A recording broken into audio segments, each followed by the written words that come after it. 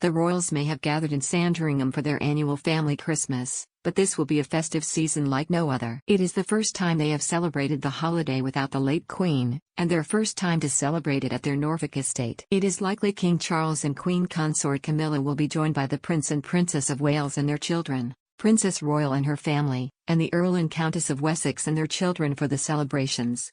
According to royal expert and author Ingrid Seward, the King will keep many of the Sandringham Christmas traditions alive. But she believes it will be more lavish than his mother's celebrations due to his immaculate high standards. She told the Mirror, King Charles was always a traditionalist. When he moved into Clarence House after his grandmother died, he kept the decor similar to hers but on a far more opulent scale. It will be the same at Sandringham this Christmas. The King will stick to the traditions of his mother but it will be more lavish.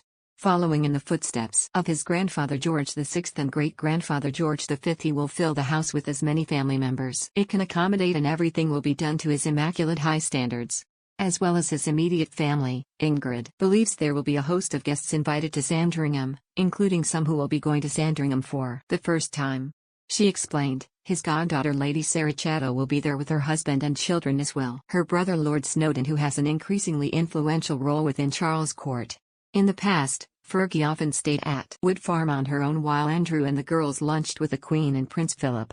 This year for the first time Fergie is expected to be included, along with her daughters and sons-in-law, while the little ones are cared for by their near-lawn nannies. Sandringham House looks huge but the accommodation is cramped by royal standards, and I suspect that the Tyndall family might be put up by William and Kate at Anmer Hall while the Princess Royal and Admiral Sir Timothy Lawrence stay in Sandringham House.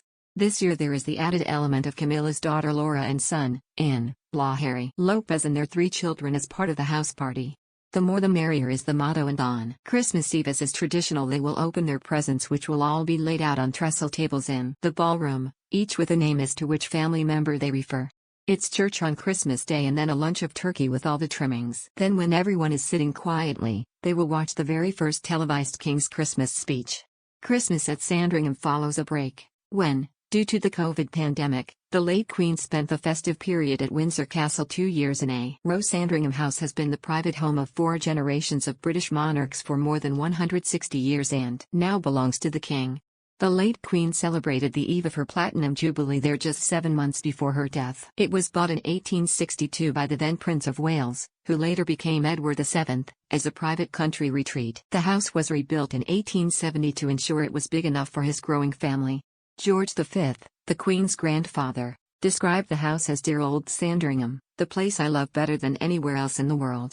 George VI, the Queen's father, wrote, I have always been so happy here and I love the place. Ingrid Seward is the author of the Queen's speech and editor-in-chief of Majesty magazine.